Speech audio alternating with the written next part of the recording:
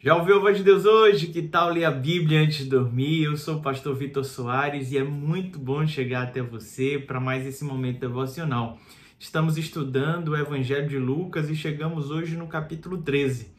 Neste capítulo nós encontramos Cristo Jesus curando a mulher encurvada no dia de sábado. Essa história é uma história muito impactante, eu quero compartilhar ela com vocês. Mas antes de compartilhar, deixa eu dar uma visão geral deste capítulo. Neste capítulo, Cristo Jesus começa então a falar aos seus discípulos a importância do arrependimento e que a ausência desse arrependimento causaria a morte. Ele fala sobre alguns galileus que foram mortos e, de alguma maneira, o sangue deles foi utilizado num ritual, macabro que era feito naquele tempo. Cristo Jesus disse que esses homens não eram mais pecadores do que os demais. Na verdade, a ausência de arrependimento é que nos leva à morte, pois o salário do pecado é a morte. Cristo Jesus lança até uma parábola diante deste fato que foi aqui narrado. Ele diz que um homem tinha uma figueira e toda vez que ele ia procurar frutos naquela figueira, ele nunca encontrava. Então ele decide cortar elas, lançar fora. Mas o homem que cuidava então da sua vinha pede para cultivar melhor aquela figueira. Ele pede mais um ano. Já faziam 3 anos que aquele homem procurava e nunca encontrava. Então a decisão é: eu dar dos arredores dessa figueira, vou tratá-la, adubá-la, e se daqui a um ano ela não der frutos, aí sim eu arrancarei e jogarei fora. Cristo Jesus está fazendo menção a respeito do tempo de arrependimento do que eu e você precisamos manifestar. Temos muitas oportunidades para manifestar arrependimento, mas se a dureza do coração persistir, o salário do pecado já está à porta. Sabe, eu e você precisamos dar frutos de arrependimento. Na sequência, Lucas começa a narrar então a história da mulher encurvada que foi curada no dia de sábado e por fim ele fala mais algumas parábolas de Cristo Jesus. A parábola do grão de mostarda que uma vez plantada se torna uma árvore frondosa, gigantesca, isto à semelhança do reino dos céus. Fala também da mulher que colocou um pouco de fermento na massa e então este fermento fez esta massa crescer. Vai nos falar mais à frente a respeito da parábola onde devemos entrar pela porta estreita enquanto é momento oportuno, pois vai chegar a hora que o dono da casa fechará a porta e não deixará mais ninguém entrar para essa festa. E não entrando nesta festa, nós iremos para um lugar de castigo, de penalidade. E Lucas conclui então falando sobre o lamento de Cristo Jesus por Jerusalém, uma vez que Jerusalém era a terra que matava os seus profetas.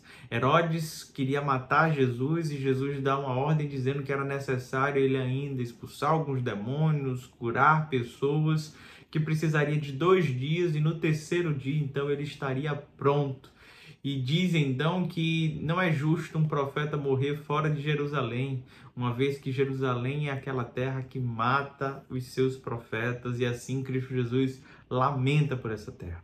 Mas eu queria então ler com você a passagem que nos fala sobre a mulher encurvada e extrair lições para esse nosso tempo devocional de hoje. Pegue sua Bíblia e abra comigo o Evangelho de Lucas, capítulo 13, versículo 10. Certo sábado, Jesus estava ensinando numa sinagoga e ali estava uma mulher que tinha um espírito que a mantinha doente havia 18 anos. Ela andava encurvada e de forma alguma podia endireitar-se. Ao vê-la, Jesus chamou-a à frente e lhe disse: mulher, você está livre da sua doença. Então lhe impôs as mãos e imediatamente ela se endireitou e passou a louvar a Deus. Indignado porque Jesus havia curado no sábado, o dirigente da sinagoga disse ao povo: há 6 dias em que se deve trabalhar. Venham para ser curados nesses dias e não no sábado. O Senhor lhe respondeu: hipócrita, cada um de vocês não desamarra no sábado o boi ou o jumento do estábulo e o leva ali para dar-lhe água? Então esta mulher, uma filha de Abraão, a quem Satanás mantinha presa por 18 longos anos, não deveria, no dia de sábado, ser libertada daquilo que aprendia? Tendo dito isso, todos os seus oponentes ficaram envergonhados, mas o povo se alegrava com todas as maravilhas que ele estava fazendo. Nós entendemos biblicamente que muitas vezes o espiritual afeta diretamente a nossa carne. Existem sim algumas doenças que têm origem espiritual, que têm origem em ações de espíritos imundos, que têm origem por prática de pecados, como consequência de nossos atos. Nós não colocamos isso como uma regra. Muitas pessoas acreditam erroneamente que toda doença é fruto de um pecado. E se você está doente é porque você está em pecado. Isso já foi provado desde o cenário de Jó no Antigo Testamento, que não é desta forma que Deus estabelece as ações aqui neste mundo. Mas entendemos sim que por vezes o nosso adoecimento pode ter uma raiz espiritual. E essa mulher que estava ali encurvada durante 18 longos anos, como diz Jesus, era uma mulher que estava afetada por Satanás. Satanás estava aprisionando esta mulher, ela estava com um espírito imundo que a colocava neste estado. Cristo Jesus, ao se deparar com ela, percebe então aquele momento de sofrimento. Imagine você, uma mulher incapaz de olhar para cima, sempre olhando para baixo, toda encurvada, toda travada e amargurando uma vida de alguém que está sempre sendo humilhada. Uma pessoa com necessidades especiais no tempo bíblico era visto como uma pessoa amaldiçoada por Deus, como uma pessoa realmente pecadora. Mas esta mulher vai à sinagoga num dia de sábado. E naquele momento, ao se deparar com Cristo Jesus, ele entende o seu sofrimento, percebe a sua dor e naquela hora ele decreta que aquela doença não deveria mais fazer parte da história dessa mulher. Ele diz que esta mulher estava curada antes mesmo de lhe impor as mãos. Antes de orar por ela, ele já avisa ela que ela viveria então este novo tempo. Ao impor as mãos sobre ela, aquela mulher se endireita. Sabe, são 18 anos encurvada, 18 anos olhando para o chão, 18 anos sendo humilhada, sendo oprimida e escravizada. Nós não sabemos qual foi o fator que desencadeou esse adoecimento e que escravizou ela por tantos anos. Nós não sabemos se é consequência de seus atos, nós não sabemos se é somente por ação maligna em sua vida. O fato é que esta mulher era prisioneira durante 18 anos e Cristo Jesus a libertou. E, meus amados irmãos, diante desta libertação, onde todos deveriam estar, sim, só maravilhados e agradecidos, havia um homem que estava amargurado. Um homem que não conseguia compartilhar da mesma alegria daquela mulher. Um homem que estava contrariado por conta da sua tradição. Sabe, não era justo, de acordo com aquele homem, aquela mulher ser curada num dia de sábado. Para ele, existia 6 dias da semana que poderíamos trabalhar, mas aquele dia específico do sábado não era para ninguém ir ali tentando ser curado.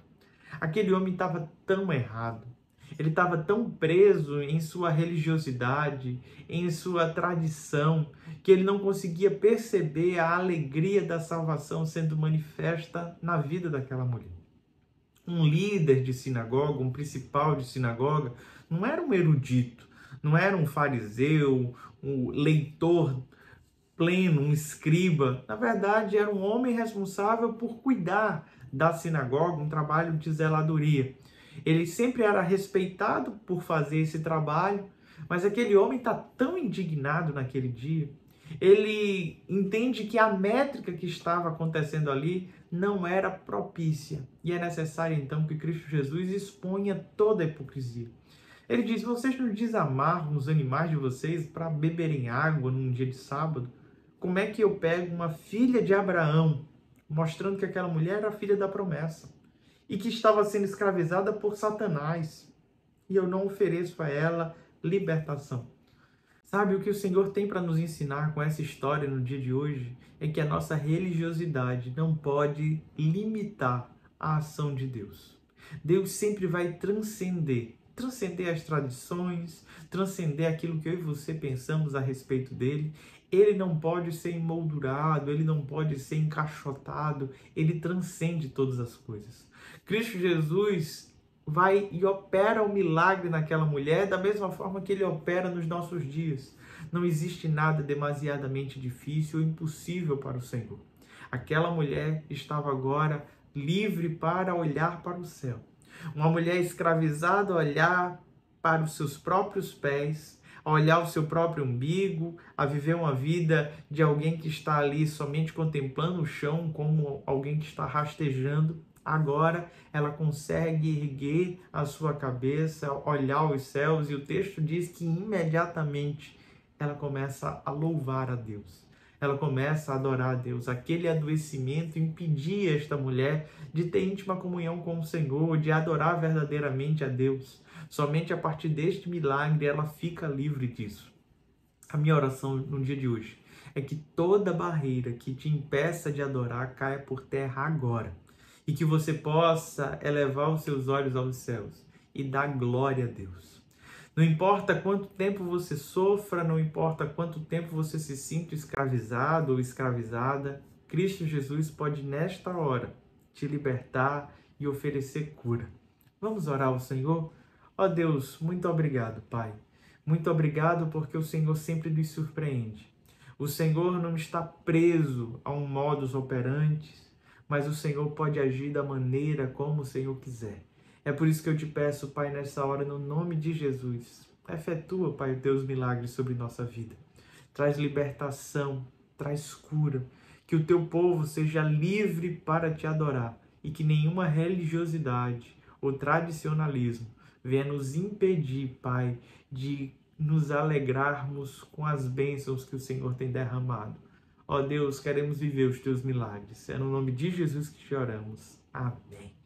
Deus te abençoe, meu amado irmão e irmã. Não se esqueça, se inscreva aqui em nosso canal. Curta, comente, compartilhe. É tão bom ter a sua companhia. Até amanhã às 21h30.